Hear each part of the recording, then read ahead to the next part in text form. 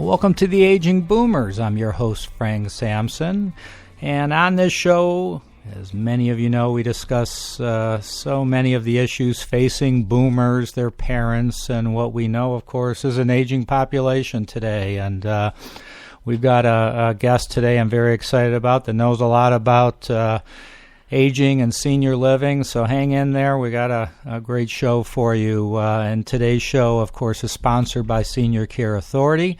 Senior Care Authority is a professional senior placement and elder care management organization that has a national network of professionals to help in determining the right path for seniors in receiving proper care or supervision. So whether it's in-home care, assisted living, residential, or memory care, you can talk and meet with a senior care advisor. You can reach somebody by just calling 888-809-1231 or go to the Senior Care Authority website at seniorcareauthority.com. And I want to thank everybody just for all their great support. As many of you know that listen to the show regularly, we're now on iHeartRadio as well as iTunes. Of course, you could download our free app on your Android phone or iPhone. A lot of ways to get to the show, as well as going to agingboomers.com. So we have with us today, her name is Beth Baker. And Beth is a longtime freelance writer whose work has appeared in the Washington Post, AARP Bulletin, Washingtonian, and Ms. Magazine, and the features editor of Bioscience, the Journal of the American Institute of Biological Sciences. Beth is also the author of Old Age in a New Age, The Promise of Transformative Nursing Homes with a Little Help from Our Friends, Creating Community as We Grow Older. And Beth, thank you for joining us on the Aging Boomers. Thanks a lot for having me. Yeah, it's great to have you. And this, before we got on the air, I mentioned to you this is a subject matter that's near and dear to my heart, only because that's my day job is the senior living business. So, I'm interested to learn a little bit more about what kind of led you to write the book. What was kind of behind that? I'm always interested to know from authors. Sure. I've been covering aging issues for almost 20 years as a freelancer, and I've written 2 books on aging. The first one you mentioned, Old Age in a New Age, looked at what's called the culture change movement that hopes to transform nursing homes to make them less institutional and more like a normal home based on relationships and community. What I found when I was writing that book is that there's such a deep resistance, this is no surprise to your listeners, among people towards nursing homes, even ones that are much, much better than the old model. And I began to wonder, well, are there real alternatives that could be created? That, at the same time, I heard about these grassroots options, the village model, cohousing, house sharing, that were emerging, whose founders really hoped to delay or even prevent people having to move to long-term care. So I got very intrigued with this, and I decided to write my new book with a little help from our friends, Creating Community as We Grow Older. Well, that's I think it's great what you've done. And, as you know, of course, people do have options today as they age. They can age at home, which is probably the most popular place to age, or they could go into 55 and over type communities and have activities, meals, and things like that. And, of course, if health is an issue, whether it's cognitive or physical, there's various choices of assisted living depending on your state, of course, and the regulations, but they run from smaller 6-bed homes to larger communities and memory care locations as well. So how do you feel these models will transform and how other models will come into play with the boomer generation? Well, to start with, when you mentioned people can live alone and, of course, or live in their own long-time homes. And that survey after survey has shown that's what most people say they want. Unfortunately, too often as we grow old, that means you're growing old alone and isolated for many, many people, which is really bad, not only for our mental health and feeling lonely, but even our physical health. What these new models are looking at is, can we combine that desire to live in our own homes with a strong social connection? So these models are looking at empowering people to live in the homes where they feel they're in control, but not live isolated and alone. So, for example, one of the most popular ones is the village model. This is a Neighbors Helping Neighbors membership organization. Mm-hmm. So it allows members to ask for assistance for things like transportation or vetting repairmen, things like that, but also a social component. So the villages have all kinds of get-togethers, walking clubs, whatever the members want. It's really controlled by the members. And I think that's one of the differences with these, what I'm calling grassroots alternatives, with the traditional retirement community. And I think they're great for many people. But a lot of folks want a less, I don't know if you want to call it hierarchical or managerial type model. They want to feel like they're really in control of their lives.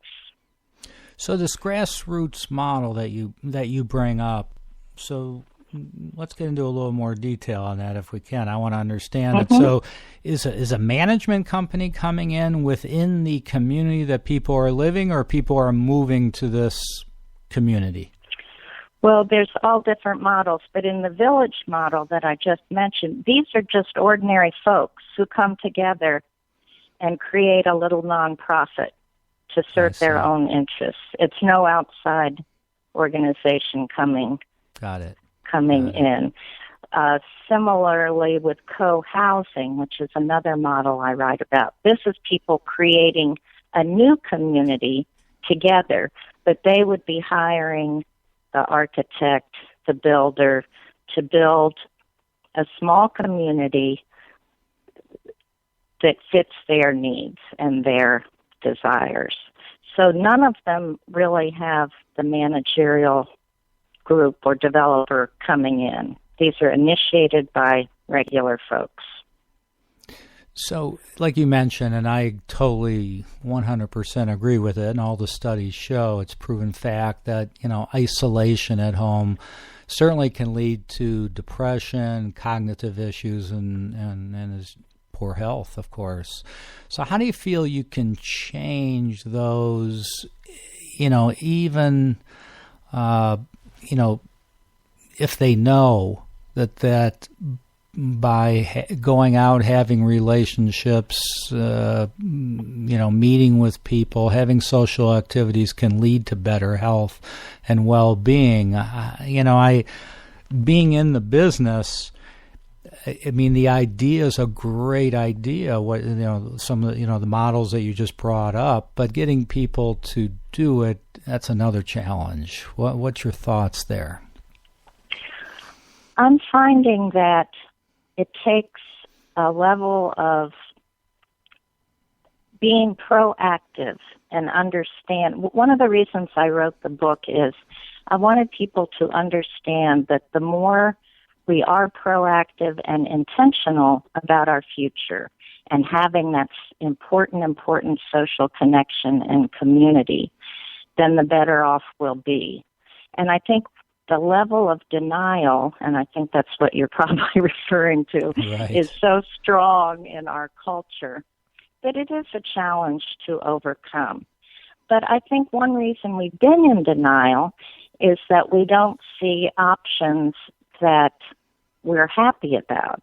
If we don't like the idea of a traditional retirement community, if we don't like the idea of moving in with our kids, and if we don't like the idea of being lonely and isolated, it can be easiest just to go into denial.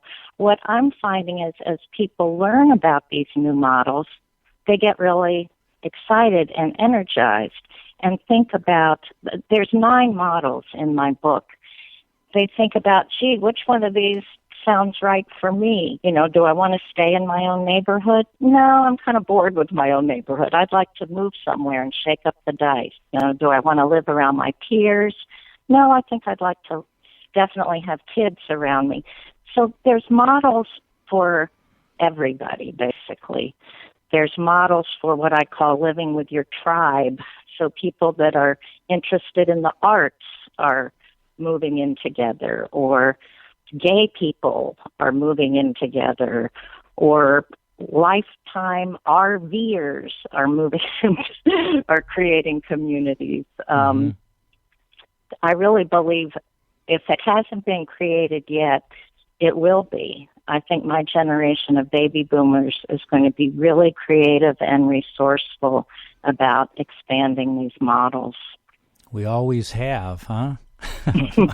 We like to think so. Yeah. Yep. So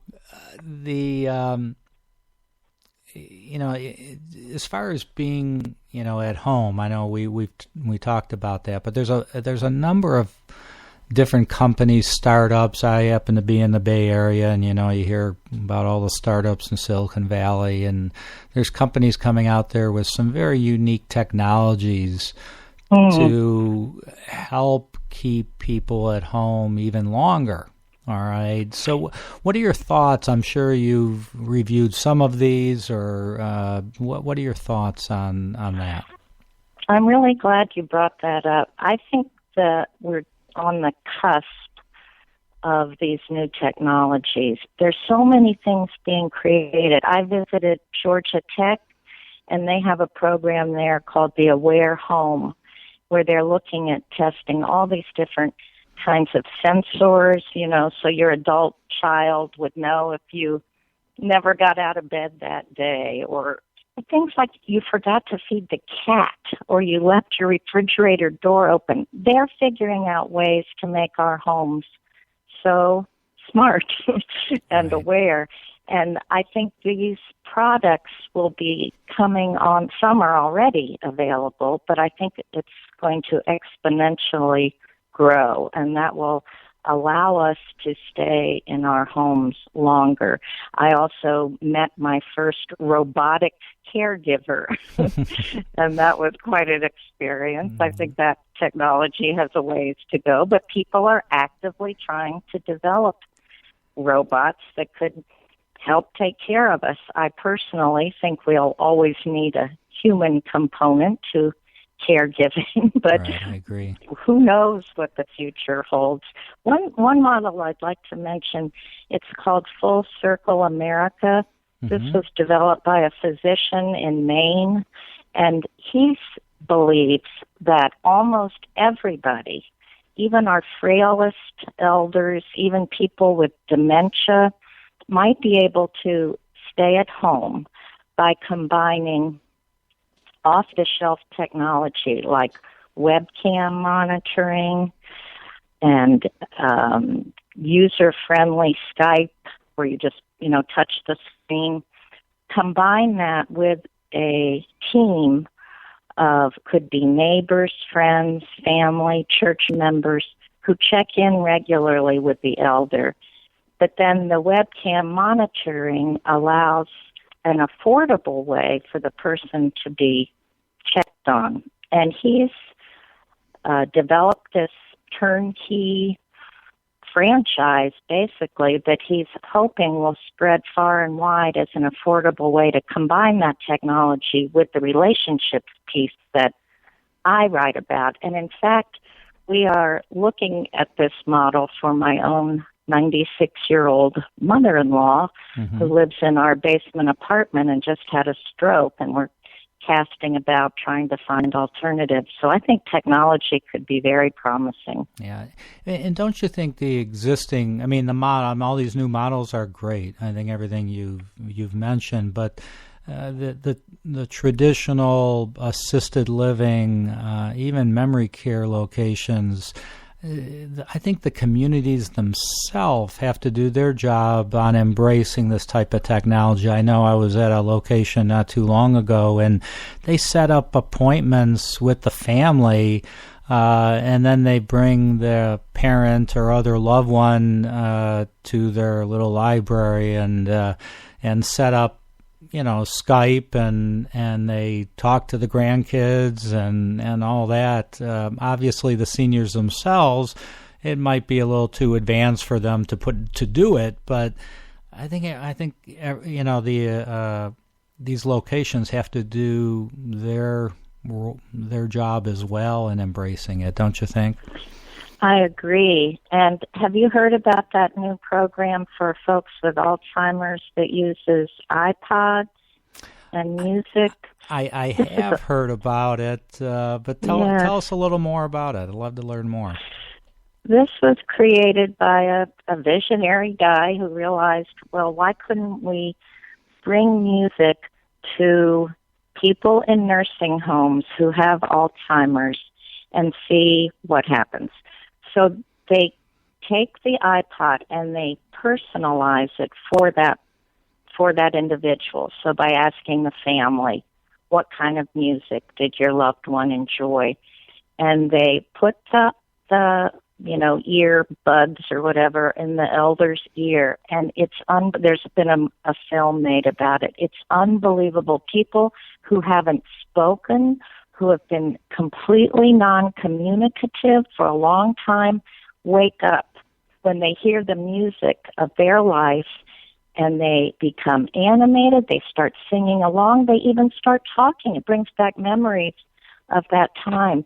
This is a very inexpensive technology that I think all assisted living and nursing homes should embrace.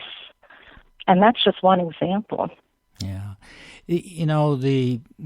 Still most of the people, I mean, obviously the boomers are, hitting that age group, and but we're still dealing with the boomers' parents or other loved ones. And that generation grew up in a sense of thinking either you're taken care of at home or you're going into nursing.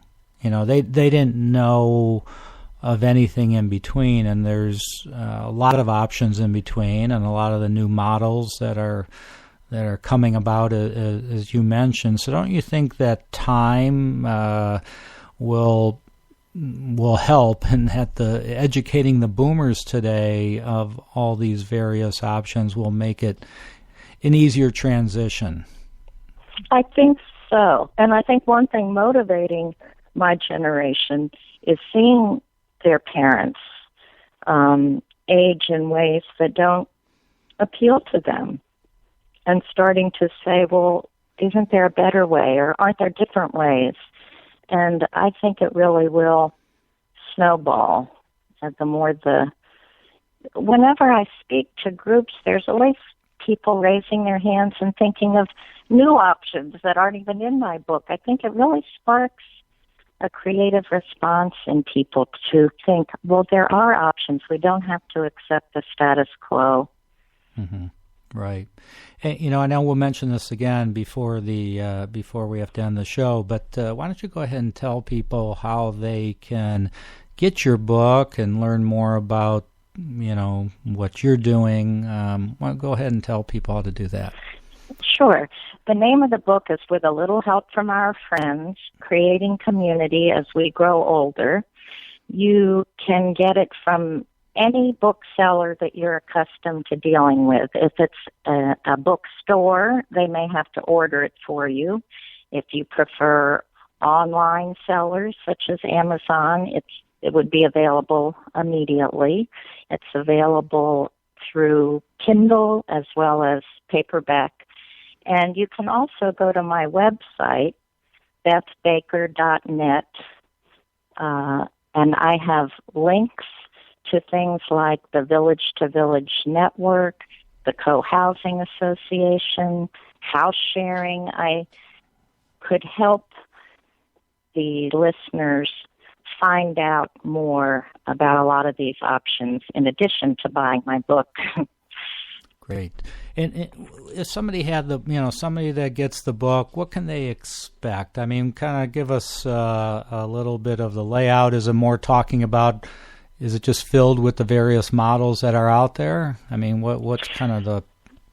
The book's organized into 3 sections. The first one, I lay out the argument for why we have to be more intentional about having community and relationships as we grow older, and kind of looking at a little bit of the history of long-term care and retirement communities and aging in our society.